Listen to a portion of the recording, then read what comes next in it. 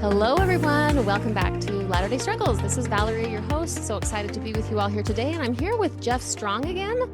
We are in the middle of a conversation about his book that was just published recently. The book is titled Torn, and it is an exploration of what is going on in the Church of Jesus Christ of Latter-day Saints around not only disaffiliation and what I think some of us might call a crisis, a disaffiliation crisis, but also it's an invitation directed towards more traditionally believing members of the Church of Jesus Christ of Latter-day Saints to, I guess, lean in to what is happening with their friends, their partners, their neighbors, their loved ones, and have a different and perhaps more expanded understanding of the experience of their loved ones who are experiencing what you might call, especially in the beginning of faith crisis, what we call, as we understand what's going on, we call this a faith expansion experience. And so it's an invitation to the more devout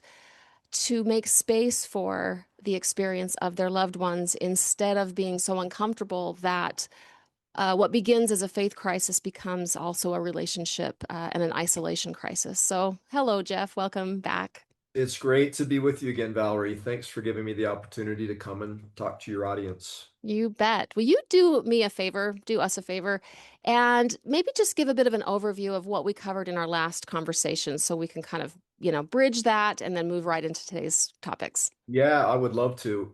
Maybe the most important thing we talked about is you did such a good job of framing that there are two different audiences here, right? There's the faithful, active Latter-day Saint audience who I wrote the book to, and then there's the disaffiliated or disaffected audience that has a different frame of mind, a different paradigm, and different language and vocabulary. And I appreciated so much your invitation to your listeners who most likely are in the latter group to recognize and accommodate the fact that I'm not writing to them, but I'm writing for them, you know. Yeah. And so I would just encourage people to be patient when I do things like quote Bruce R. McConkie to recognize my goal here. Yeah. Second, we dove into some of the numbers, right? The fact that about 6% of people in our survey cited lifestyle as a reason for stepping away. 42% cited church history concerns. 33% cited social issues, and 18% cited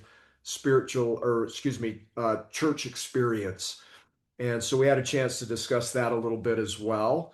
And I think today we're going to kind of transition from the way that I'm talking about the issues and the numbers into kind of the underlying cultural factors.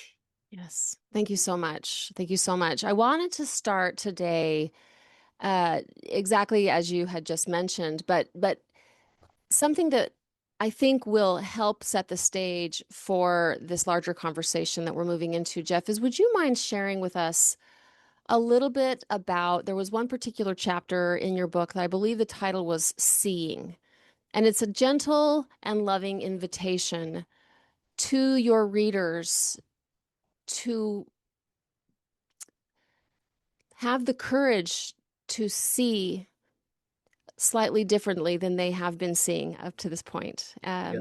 And so just say a little bit about that, because I think what you're doing here, and I'll pass it off to you, but as a reader, what I was reading is you're helping, you're softening the reader into an invitation that what you think is going on and what you are interpreting may not be really what's going on Yeah. with your loved one. Yeah. Yeah. Let me direct the criticism right at myself on this. Okay. Um, so disaffiliation in the modern church is clearly something that most active Latter-day Saints can't see clearly. And so if you've ever been in a position where you're the person with the blind spot, obviously you're not aware that you have a blind spot. You're seeing but not seeing. And to direct the criticism to myself, I've been in that situation many times in my life where my perspectives or my paradigms were just incomplete or flawed, not because of malice or bad character, but simply because I didn't understand. And then somehow you have this moment or event or process of learning where your eyes open and your paradigm shifts, and suddenly you can see. And so in our study, we identified that 75% of active Latter-day Saints were unable to correctly identify approximately how many young people are stepping away from the church when given a list of choices. Okay, and so the answer they almost always picked was less than 25%. That is not the correct answer, right? And then when we gave them a list of the reasons people cite for stepping away, they most often picked the least common reasons, but they were the reasons that fit the narrative, right?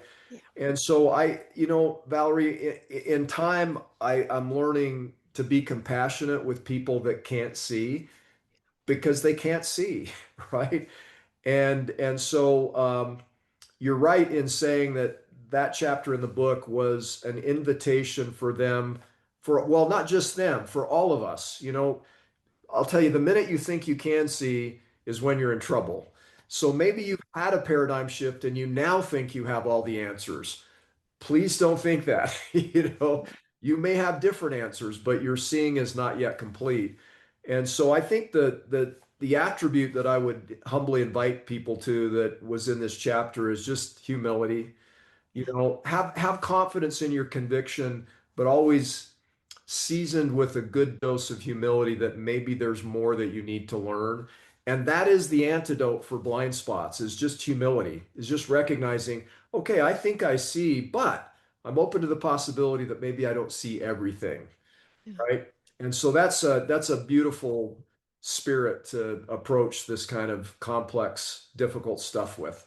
Yeah, I love that. It brings to mind something that I have thought about before, that every point of view is a point from a certain view.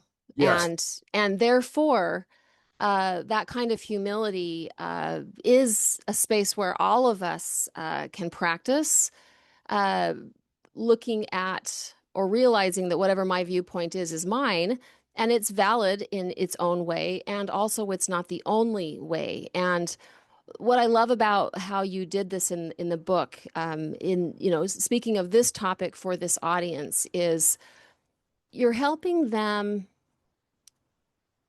try to stretch a little bit beyond what the majority narrative is and acknowledge, first of all, that this is happening, that it's happening at an increasing pace. People are disaffiliating.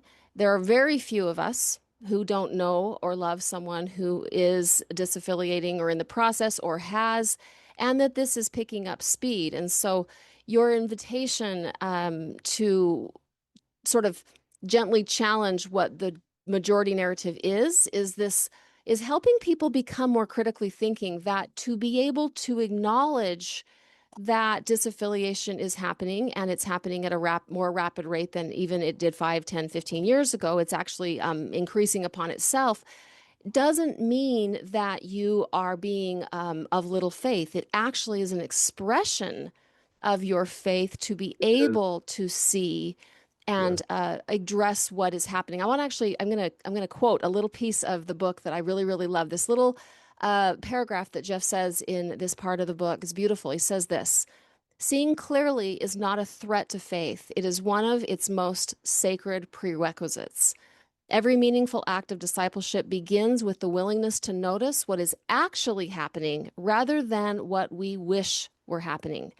When we confuse what we are familiar with for truth or what we feel certain about with righteousness, we risk mistaking our limited perspective for God's full vision." Close quote. And so, right here, once again, this is directed towards you listeners out there. What Jeff is doing in a very, very gentle way is he's nudging your devout mother or father or partner or best friend to expand their perspective around what your experience might be, because it's likely for many of us that we have tried to explain ourselves. And maybe we did it in a clunky, not great way that might have raised their hackles almost immediately. And I dare say most of us do that once or twice or three or four times before we recognize it, like that's not going to work, right? And so what we're doing is we are trying to, at least in this particular part of Jeff's book, is he's trying to invite people to see differently. Now, I want to pivot over, Jeff, as you've kind of invited people to sort of see differently that this is happening. You set the stage for us to better understand. It's almost like you use the metaphor of culture to create a kind of a context that then you use throughout the rest of the book to help our readers or your readers understand that from the perspective of these downstream problems, we can diagnose why we're losing people, Mhm. not necessarily from the perspective of we can change things on the upstream side, but that we also, as devout people, I'm going to speak on behalf of devout people because I was one of those for most of my life, we could do better to Mhm. help other people in struggle feel as if what they're going through is relevant and important, and then we can dignify their process by creating an environment or a culture that welcomes this. So say more about how you use this concept of culture really for the rest of the book. Yeah, I'd love to. In fact, this is another manifestation of a blind spot that I had, Valerie, that I was able to recognize with some help. But I if you asked 100 people what culture means, you might get 100 different answers, right? And so I make the argument for reasons we can get into if you want, that culture is a central issue in all of this. And so remember when we were talking about waves hitting the beach? Culture's like the riptide, the undercurrent on the beach that pulls you out to sea, irregardless of what the waves are doing. But culture is also the lifesaver on the beach that drags you out of the surf and resuscitates you on the beach, right? And so while the reasons people cite are critical, and I don't in any way reduce the significance of those, culture either amplifies those or relieves those tensions. And that's why I chose to focus on culture. But I was sharing an early manuscript with my family, and my son, Cale, who's a bit of a central figure in the book because he left the church. He comes back to me, and he's very bright. And he said, you're sort of pinning the entire book on culture, and you've done such a poor job of making your case, and like only your oldest son could do. And I sort of got defensive, right? My amygdala kicked in. I was having a fear response, and my blindness was activated. And I said, "Well, what do you mean? I know what culture is. I was a corporate executive. I'd run large organizations." And he said to me, "Dad," he said, "you need to look up the word culture, the etymology of the word, and I think it'll help you." So I looked up the etymology of the word, and it's fascinating, Valerie. It comes from a Latin word, colere, that goes back to like the 13th century, that means dirt. Okay, it literally means soil for the purpose of growing things. And I think it's a perfect framework for the challenges that we have in the church. And by the way, even in families or relationships. So, what does soil do for the plant? Well, the first role the soil plays is stability and protection, right? The roots of the plant have to be held in place so that winds and storm and animals and critters don't just rip the plant out of the ground. Now, in the church, that's kind of the authority, doctrine, policy, structure, boundaries, rules, standards, expectations, right? And they're an important, necessary part of any church and any organization or institution. But the flip side to the soil is nourishment, right? The minerals and water and even oxygen that the roots of the soil have access to and that they need for life. And so I personally believe, based on my experience in the church and my research and my experience in other large organizations, that a healthy community has an ideal balance of both. Now let me just channel what some critics might say of my argument. They might say, well, Jeff, you're just arguing for teddy bear Jesus, and that you don't want any stability or protection in the soil. No, I'm not. I'm not arguing for that. I think that any strong community has to have an identity, and sometimes identity is found in the stability and protection side of the soil. But if that's all we have, then we have plants that stay in place but die, right? And so a soil that's all protection and stability doesn't work. By the way, all nourishment doesn't work either, because what's the old saying? You stand for nothing, you fall for anything. And so there has to be a balance here. And so I really felt with my son's prodding, using culture as soil as a metaphor is a really helpful way to cut through some of the complexity and sensitivity of this issue and make it more accessible for people. Two things that come up for me as I'm listening, Jeff. Number one is in I can integrate really this concept into any topic psychologically, and certainly with the intersection of spirituality and psychology. That is that at the point of health or integration is always going to be a balance between chaos and rigidity. Yeah, absolutely. And this is true for literally every aspect of the human condition. That too much chaos is a problem, too much rigidity is a problem. And I think that you are sort of using the same concept with a different metaphor. And to that end, I think what you're also sort of honing in on, which is my second thought I had as I was listening to you, is that when someone is experiencing a crisis of faith, they may be challenging different ideas, teachings, practices, and things like that.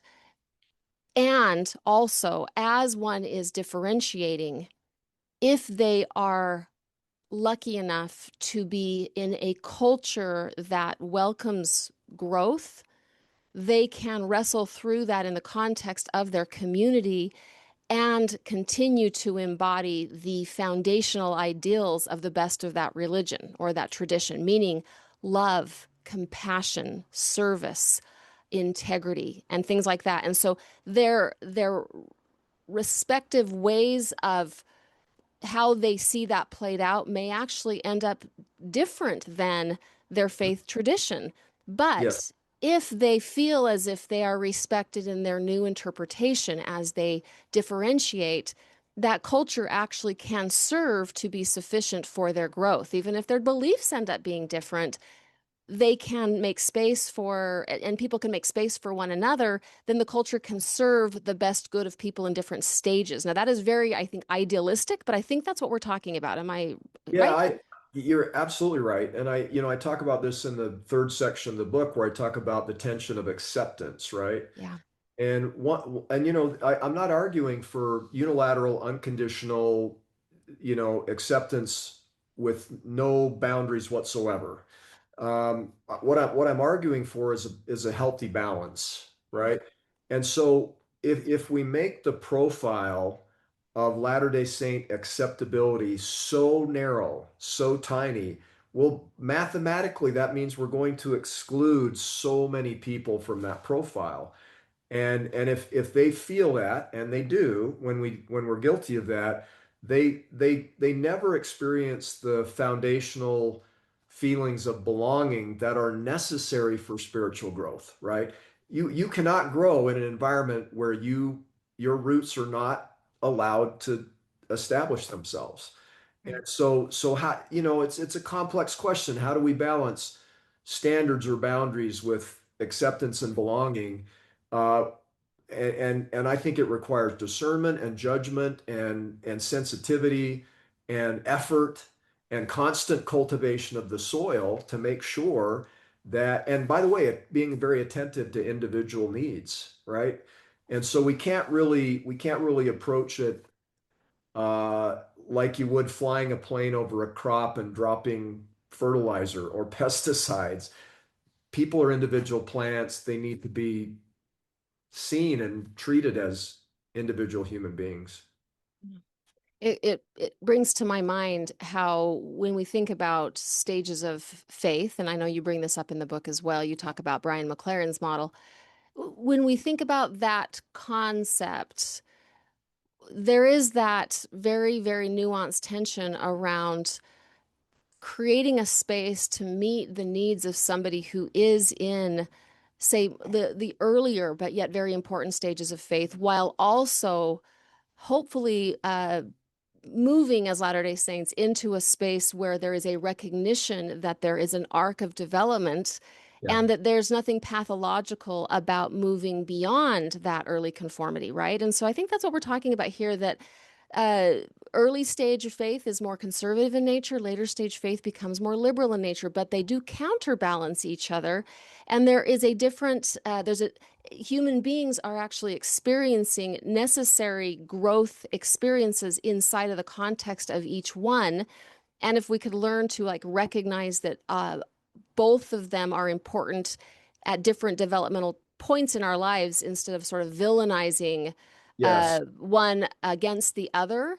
That is, I think, a big piece. One other thing I want to say, oops, before I want us to pivot a little bit, is to keep in mind that I talk a lot on the Latter Day Struggles podcast about my deep commitment to the concept of transcend and include, or transcendence plus inclusion. Keep in mind, my beloved listeners out there who I'm talking to you on behalf of, like, this book is for your more devout loved ones. We would not be where we are developmentally had we not been nurtured in the container of conservatism or earlier stage faith. In other words, that is a building block upon which we have built our current selves. And there is more to come that we are building, that we will build upon who we are today, that we will let go of certain ways that we view and see the world, and let that they won't have they'll have served their purpose, and we will move on. But to appreciate and embrace all parts of the process is an ideal that I stand by, and I think that's why this kind of book is important. And we don't want to negate or deny the important experiences that people, ourselves include, our former selves and the current versions of our loved ones, are having right now. And so we're inviting them to see a different experience and to take the context of what is happening in the LDS Church, in the culture itself. And what Jeff is doing is he is assessing, based on his data, that right now in this present moment, we could do better. And he says, there's a quote I want to read actually here. He says this: "How healthy is our soil? The plants themselves," or close quote for me to insert something, "the plants being ourselves, those of us who were in a faith expansion experience, the plants themselves are telling us about the soil. Listening to them is essential if we hope to improve it before more wither and leave."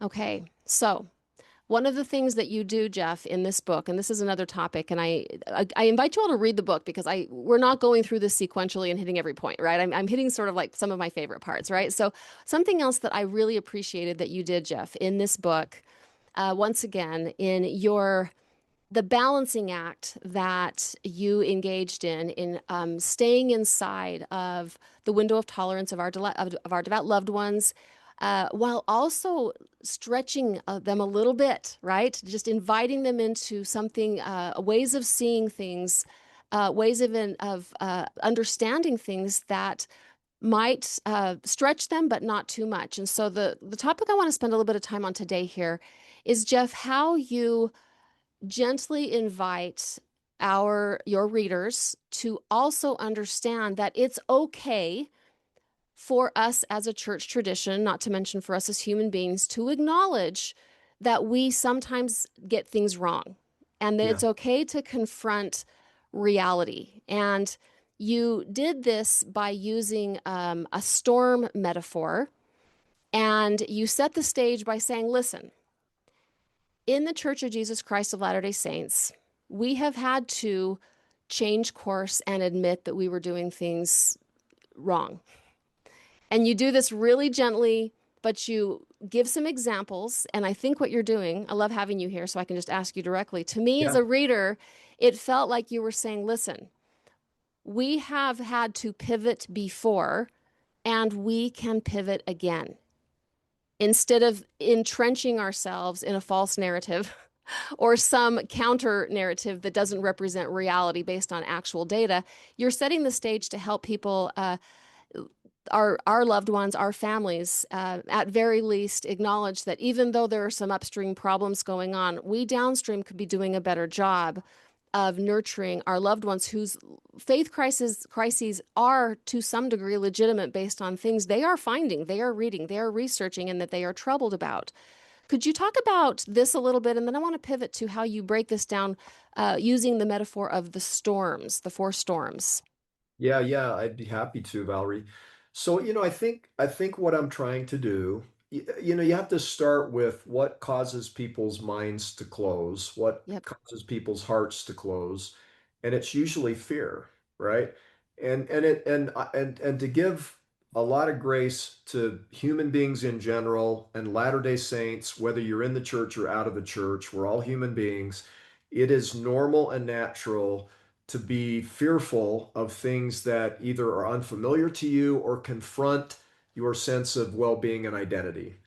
And so if you start with the assumption that when people have closed minds and closed hearts, it begins with fear, the solution to that isn't to argue with them or persuade them, it's to alleviate their fear, you know. Yes. And so part of the way that I'm trying to alleviate fear is just inviting people gently to faith instead of fear.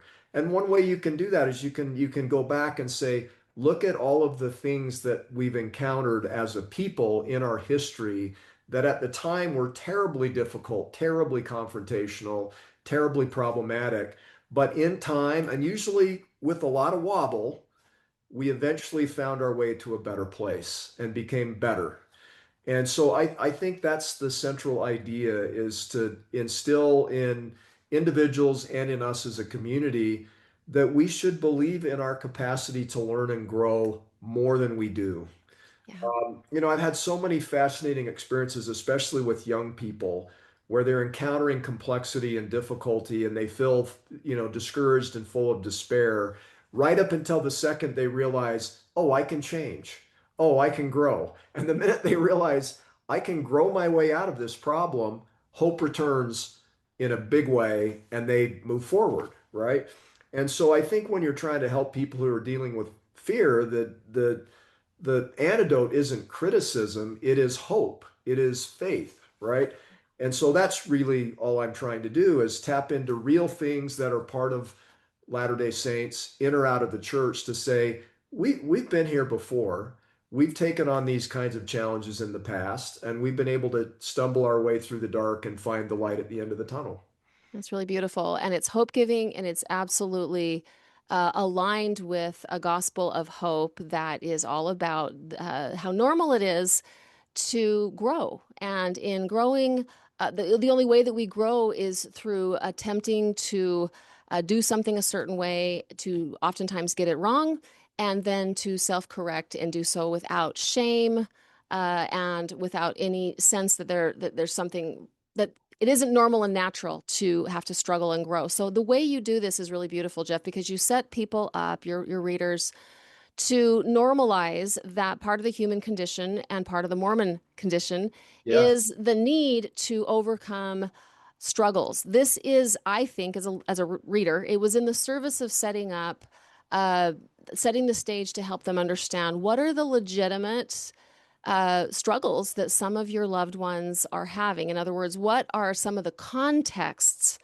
that sort of laid the groundwork for a faith crisis in your loved one. And that is where you pivot over to this section where you talk about the four storms, helping, again, devout loved ones learn more about maybe what's really going on as opposed to some of the rhetoric or some of the like the majority narrative that I think actually leads them off on to some side path that is not helpful. Okay, so would you, if you, Yeah, let's do it. yeah, jump into those storms?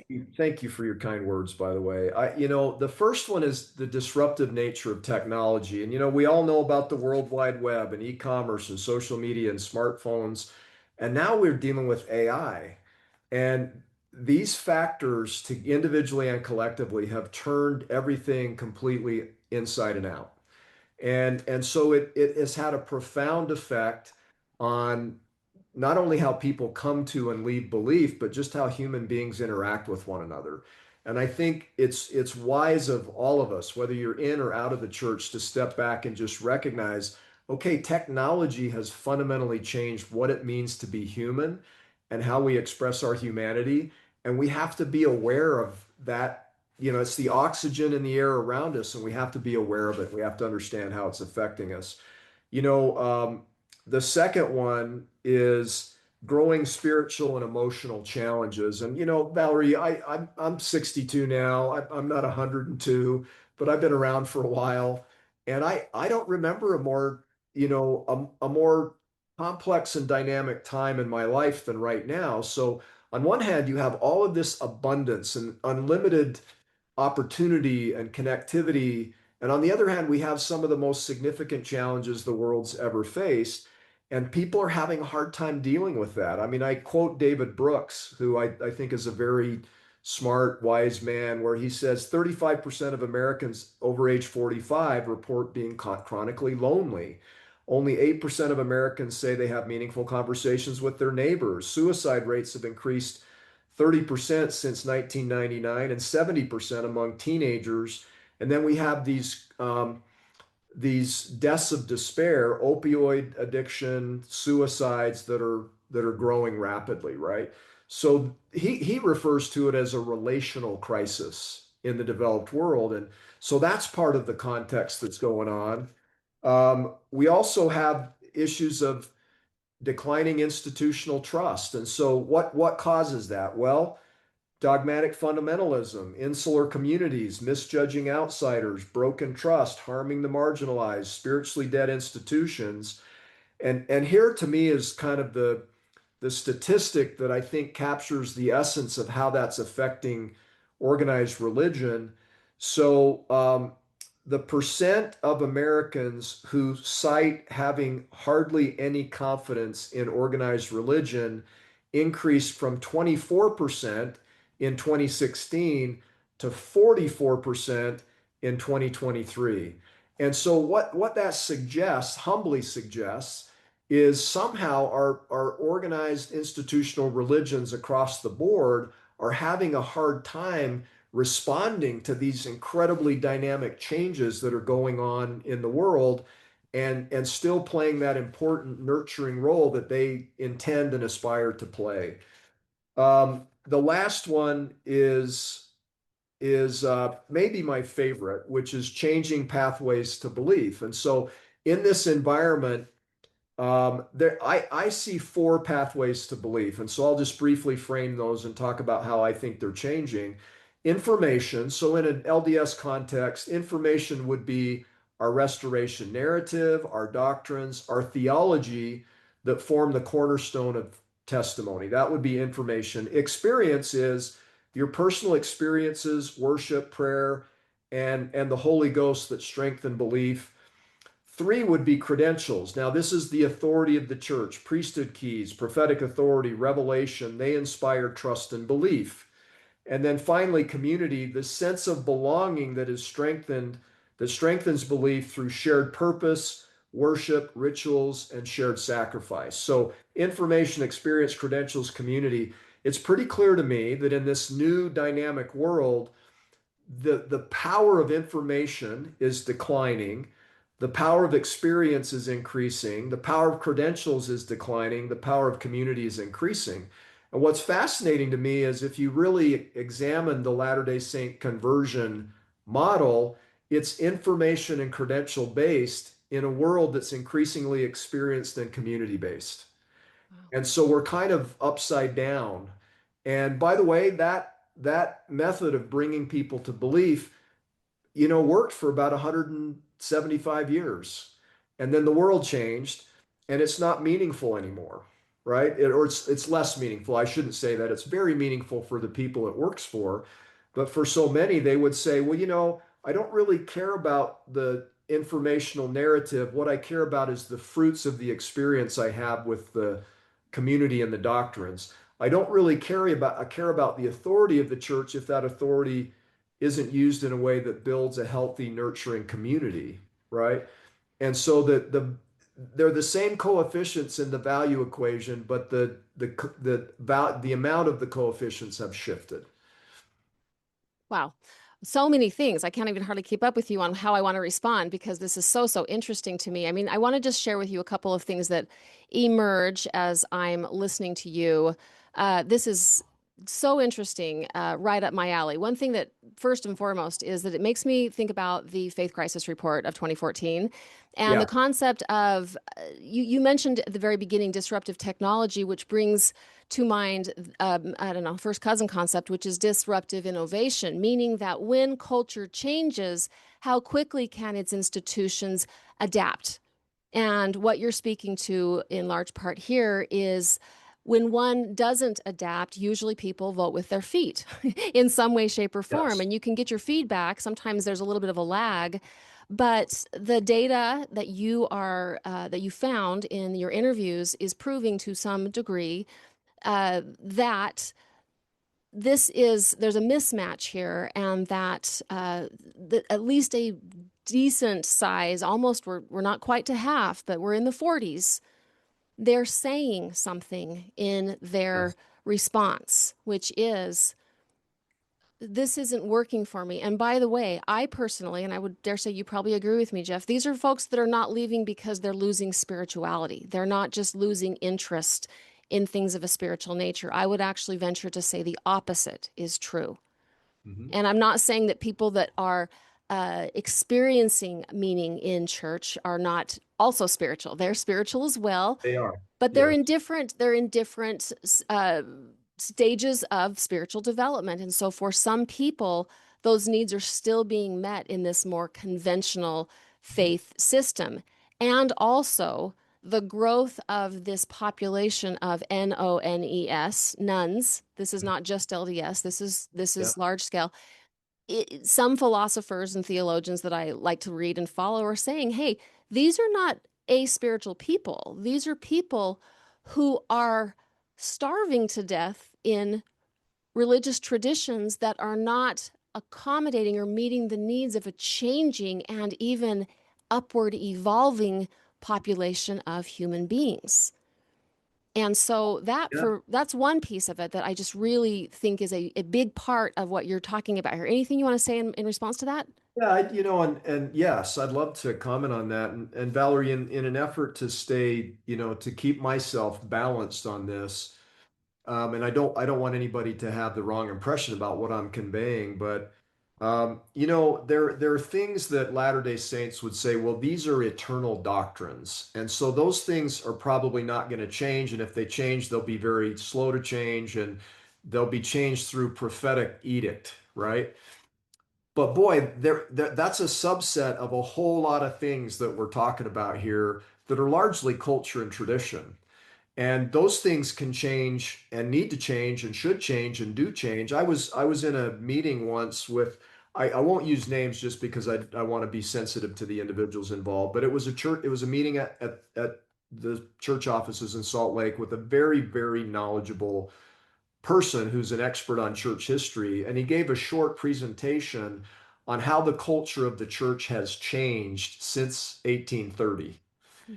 It was fascinating, like so fascinating. And he talked about, I think he defined five distinct cultural periods over that period of time and what the culture was like and what it sort of embodied. And then what were the catalysts for moving into the next period of cultural change. And so I think what many Latter-day Saints maybe aren't aware of or don't acknowledge is the culture today is very different than the culture 50 years ago and 100 years ago. And culture will always change. It's just a question of how. And so, is it changing in a way that is more spiritually nurturing to people? Now, I know critics of what I'm arguing. They would say, well, Jeff, are you arguing that we just want a feel good church, a feel good God? No, no, I'm not. I mean, what I'm arguing for is a place where people can grow, right? Where they can sink their roots into a faith community, they can seek connection with heavenly parents, and they can grow as human beings in all facets, intellectually, mentally, spiritually, socially. I'm arguing for that. And if the culture is not nourishing, it can't happen, right? Right. And it's a different world today than we live in, even just 20 years ago. It's so different. And if we're not staying really focused on the role that nourishment in the church plays for individuals and families, and making sure the culture always plays the role of providing that nourishment, then we're going to quickly find ourselves in this place where there's only stability and protection and there's no nourishment, then the plants are withering and even dying.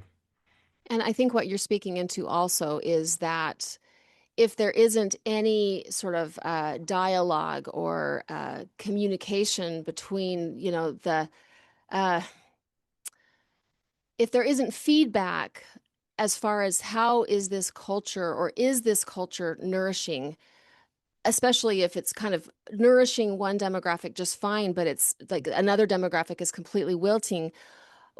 I would dare say that a church would be interested in this if for no other reason than that there are people in the same home and family that represent both demographics, and if we are not nurturing both sides, then what you're doing is accidentally or perhaps unintentionally dividing families through the very religion that is trying to bind families together. Yeah, And for sure, Valerie. Can I share a little anecdote that I just became aware of this week? So there's a wonderful man named Mike Lacey that has a podcast called Beyond the Game, and it's sort of a podcast for BYU sports fans. And Mike was a football player at BYU back in the late 70s and early 80s, and he had a guest on his show this week. The guest's name is Tim Clark. Tim is a former BYU football player, but that was 40 years ago. Tim is now a world-renowned leadership expert.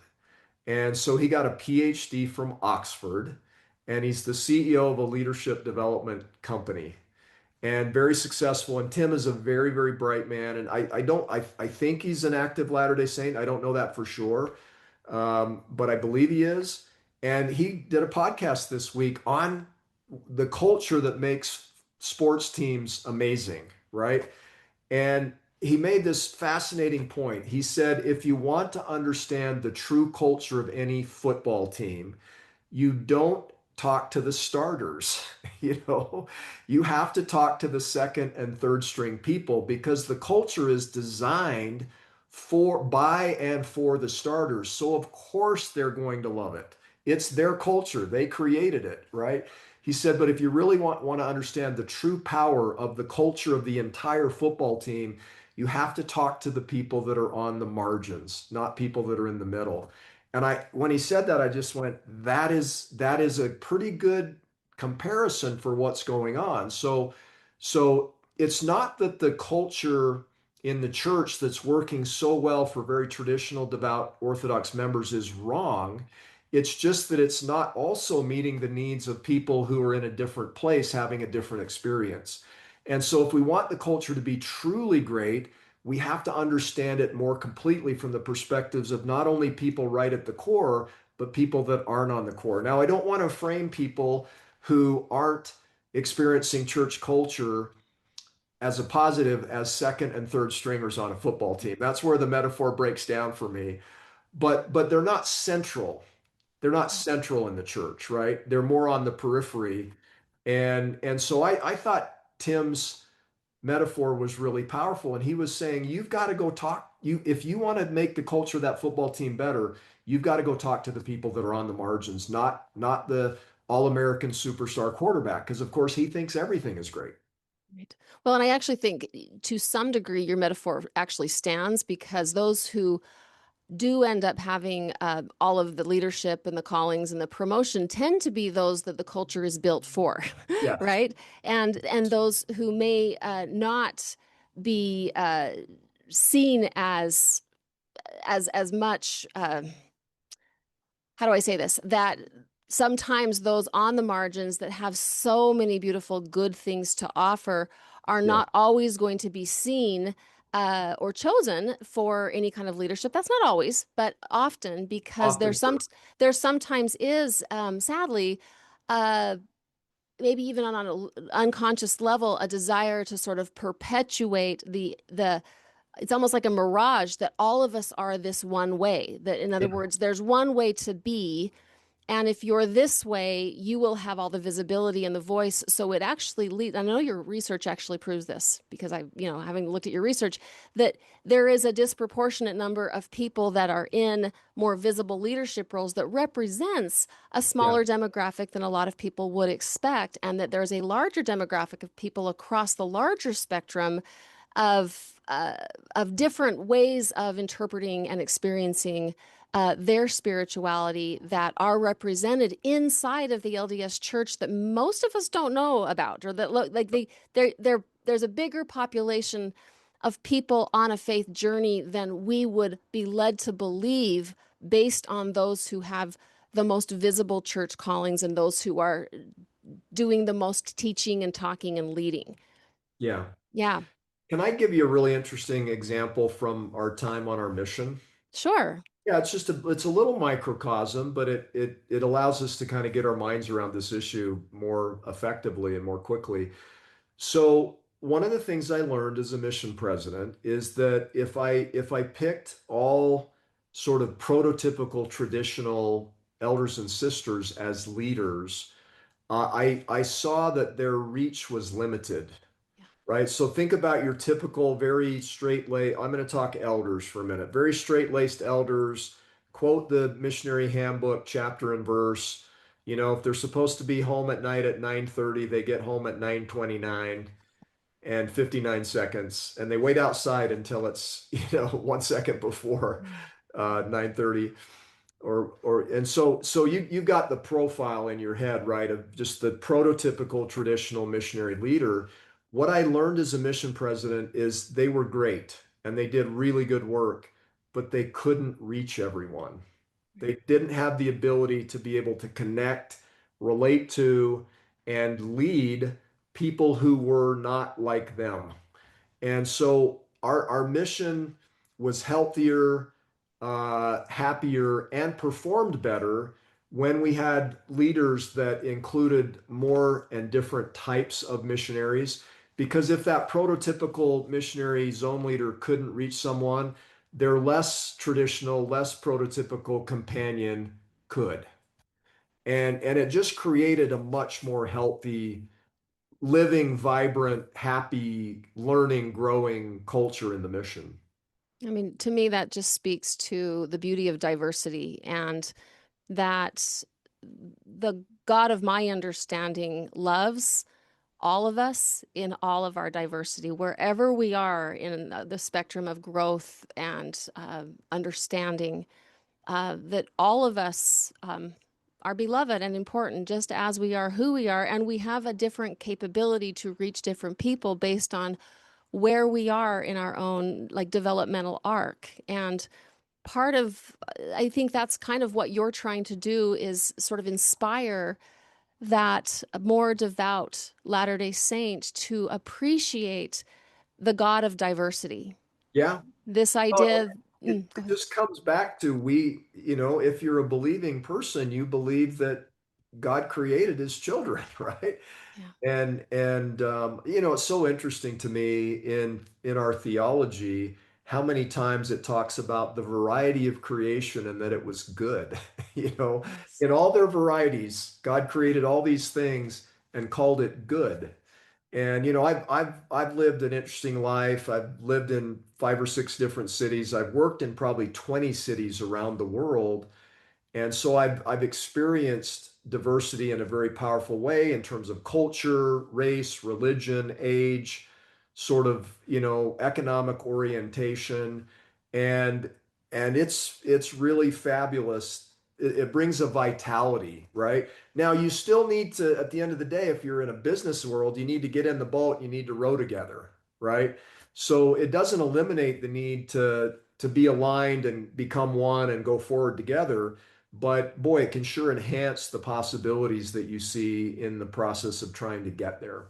You know, you probably don't realize this, Jeff, but what you're actually inviting in this book is to take masculine spiritual energy that is too far on the extreme and to inject more feminine energy into a church, into a system, into an ideology. And Val, that's interesting perspective. Maybe the reason I'm wired the way I am is I had five sisters and one brother. Yeah. And then I have a very, very powerful wife my wife that I'm married to is a very powerful woman. And so what I've seen from all of that is the value in that perspective. Yes. And I think what we're talking about here is just to maybe give you all a little perspective. I speak about masculine and feminine energy frequently in my smaller groups, but for those of you out there who don't have that context, I'm talking about energies that each of us have the capacity to embody independent of our gender, but sometimes traditions and even cultures at large can privilege one way of being at the expense of another way of being. And so to be directional, goal oriented, uh, is that's really more a masculine energy, whereas to be flexible, to be receptive, to be open, that's more of a feminine energy, and both of them are necessary for the to achieve integration, to achieve wholeness, to achieve health. So what I want to do as we close our episode right now, we're unfortunately running low on time, but I want to set the stage for our final episode. What we're going to talk about here in our final episode is that if you put yourself in the mind or in the sort of the perspective of your loved one or yourself when you were more devout and were able to have sort of taken in what Jeff and I have talked about through the first couple of conversations we had, this welcome and sort of an acceptance of who they are, where they are, as they are, meeting them where they are, an invitation to open their eyes to a slightly larger perspective, a gentle invitation to see and understand things in a slightly different way than maybe they are accustomed to, an invitation towards seeing what they're doing and learning how to see their loved ones as a manifestation of their discipleship and their faith. And then we take all of that we've built thus far to this final episode, and we're going to discuss four questions, which we could think about as four invitations to our more devout loved ones about what could we do as a community to help our faith expanding partners, neighbors, parents, children. What could we do to treat them with more love and openness as they are going on this journey? And the way Jeff and I are going to do this is we're going to tackle four imbalances in the soil, to stay with that metaphor, four imbalances that people that have been in struggle because they feel rejected or judged to be on a faith journey, they're giving some feedback about what they have experienced and why they have felt so alone as they have gone through their own valleys of the shadow. So we're going to tackle those four imbalances that people that were surveyed shared, and then we're going to invite the very last thing we're going to talk about in next episode is what would a paradigm shift look like? In other words, if you are a devout loved one, you've read this book, Jeff makes some beautiful, simple invitations about how to engage with someone on a faith journey differently that will invite more candor, more openness, more trust, so that this experience doesn't become a wedge in a beautiful, sacred relationship between two people who have done life together for a long time. We don't want people to feel like just because we're evolving and growing and changing in some ways that these relationships can't still be foundational and important, and that we can transcend this idea that we have to believe all the same things in order to belong to one another as a family, as a ward family, or even as a human family. So that's kind of what's coming up next episode. Anything you want to say as we close up today, Jeff? All I would say is episode 3, the next episode, is going to dive into the most important principles in the book. And it's really the heart and soul of the book. And so for everybody that's listening, my overall goal here is to hold up a mirror and ask some really important but difficult questions and invite people to wrestle with those questions. And that's what's going to happen in episode 3.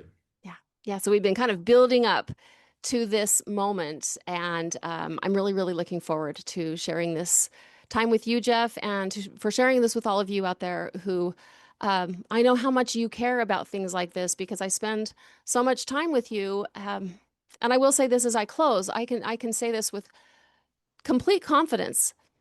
The part of the faith crisis where we are learning how to make sense of who we are as divine beings and where we find confidence within ourselves that things that we can do this and that this is a part of the great plan, that this is not a mistake, but that this is our growth and development. Once we get a certain way into this process, that's the easy part. The hard part is the relationship. The hard part is feeling alone and rejected. Yeah. And that's why this matters. That's why what Jeff is doing is such a gift to us, because he's trying to help our loved ones see us as we really are. And so God bless you, Jeff, for the work that you're doing.